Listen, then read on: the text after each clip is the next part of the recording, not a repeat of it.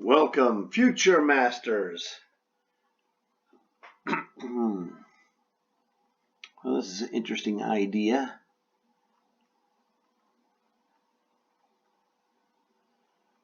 What happens if we play a5?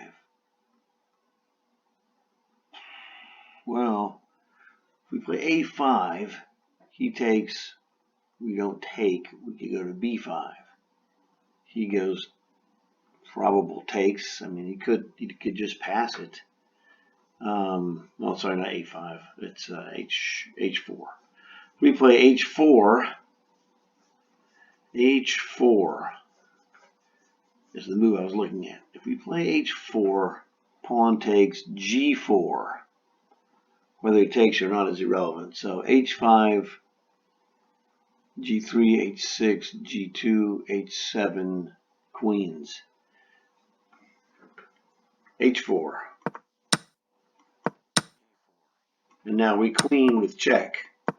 Oh, he wasted a move. It's the same difference. You ain't making it. Brother, you dead.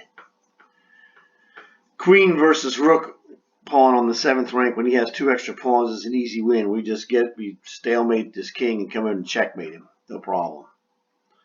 So I'm more than a master. I'm a master and then some on king and pawn ending. So here is the situation from the game. Well, the problem that you just saw, where the computer resigned. But this is from White's perspective when you saw it from Black's perspective, but it's all the same. So what happens here is that the best White can do is push his pawn. And this is queen versus pawn on the 7th rank.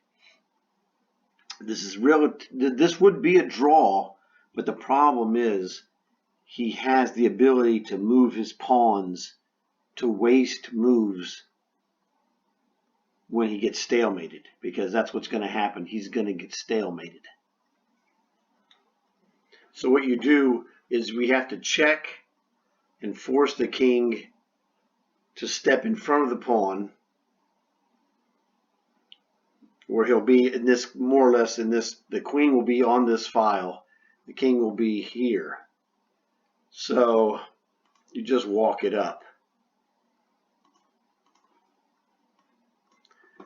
And this is what happens. He's threatening the queen. Now he's not. He's threatening the queen. Now he isn't. So normally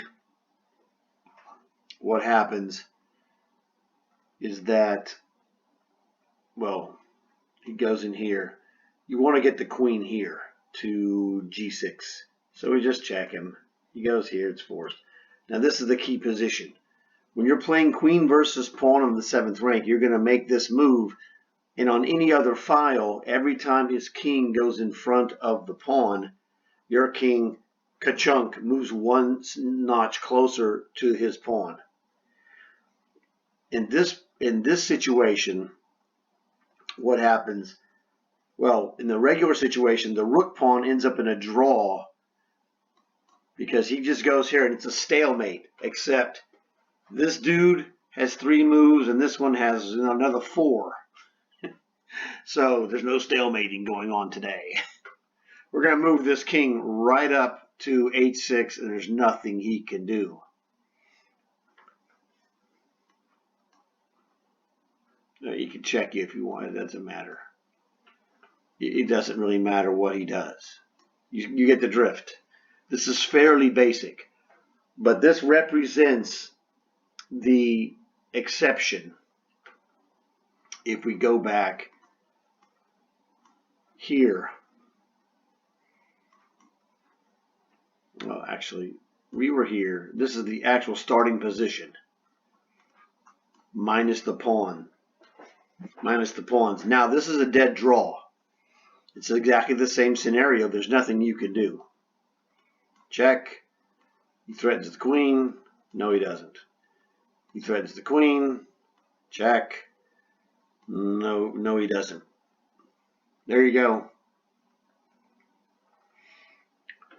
you cannot move the king forward. That's a stalemate. And this is why this is a draw. You can't go here. He's threatening the queen. Now, if your king gets close enough, and there's somewhere in a book I saw there's an imaginary line that he has to cross. It's drawn to whatever squares. I don't think he's there, but this king might be in that position. There's an imaginary line that if he's crossed that line, he can checkmate. So this would queen this guy. And it looks like that was, we got to the point where he crossed the imaginary line. So this is the other exception. Two exceptions are if your king has crossed the imaginary line, which I can't remember where to find it. It's so esoteric, it'll never happen. And it'll happen, if it happens in your life, it'll happen once. I've been playing chess for over 50 years. In my life, it's never happened. So it's one of those things you're like, really, dude? Hey, if you want to learn that, fantastic. I'm telling you that it's never happened in my life. And if it would happen in your life, it'd be like one time. And if you want to learn it, great. I'm not telling you not to learn it. What the imaginary line is.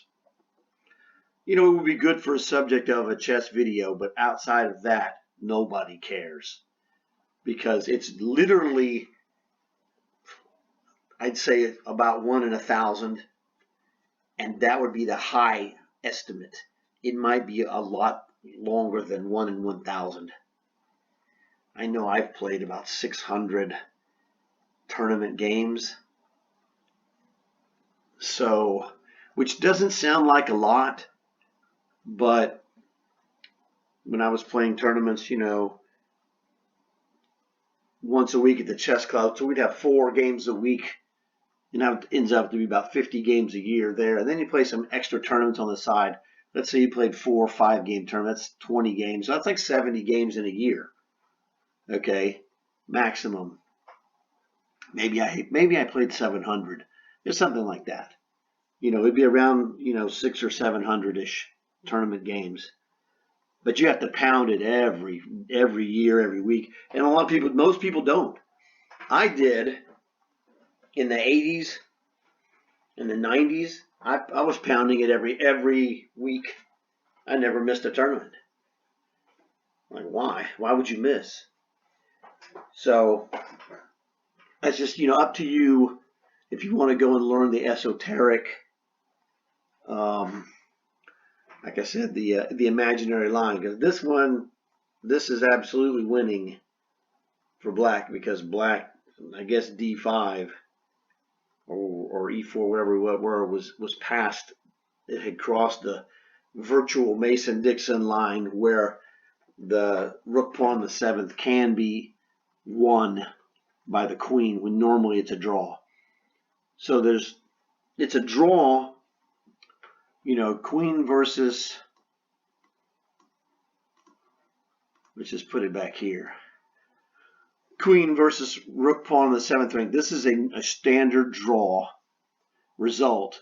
The king has to be close is exception number 1, and exception number 2, is extra, extra pawn moves to allow you, whatever it was, allow you the time to get in there and checkmate him. So there's 2 exceptions. Being ultra close, which was like, E4 was close enough, apparently. So the extra pawn is one exception. The close proximity king is the other exception. So, where it was like, you checked him and he went there. Well, anyway, we'd check him and go here so that he would come here, do this, making a queen, and now you've got him mated. Whoops. Now he's checkmated on the next move because of the squeezing of the position. But essentially that is the exceptions for that. The rest of these guys, oh, good job, genius.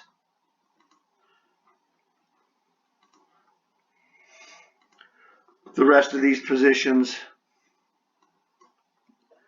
these are with black to move. That's a win. That's a win. That's a win. That's a win. The center pawn and the knight pawn are wins by force. That doesn't matter. Now, if the king, and that's with the king next to it, it doesn't matter. Ah, heck. Did it again. Oh, well. All of them lose if the defending king is far away from his pawn. But even when he's right next to the center pawn or right next to the knight pawn, it's a forced loss. Basically speaking, he threatens the queen, you check him. Check him again, you just kind of move into position. You're really trying to get to this position. Ah, crud. Doesn't really matter, but so he goes here, you check him. He goes here, you check him again. Now, he cannot go to the e-file threatening the queen because we just take it. So he moves up, ka-chunk, one step at a time. We're going to go this the other way. He's threatening to queen. You know, king in the corner, he wouldn't be threatening. It's pinned. He would just move for free. So, ka-chunk. If he comes in front of it, you're going to keep checking until you get that position. Again, it doesn't matter where he goes, but, you know, whatever. I threatened a queen. I beg to differ, sir. Check. I got it. I'm threatening the queen. I beg to differ, sir. Ka-chunk. You see how this pattern repeats itself. It repeats itself till you get to this position. And then it's adios, muchacho. So, queen versus pawn in the 7th rank is mostly won. There's a couple of drawing instances and then some exceptions even to the draws. Pretty basic stuff. I learned this when I was like just below 1300. Easy stuff. You can master this in a day or so. And it's like this just becomes another weapon in your arsenal. That queen versus pawn in the 7th rank, you'll know when it's winning or losing from either side or drawing. So that was a nice little problem. Figured I would just give you the extended rest of the info to help you out. So hopefully you enjoyed this, and I will see you guys later on. This is 11 minutes 35.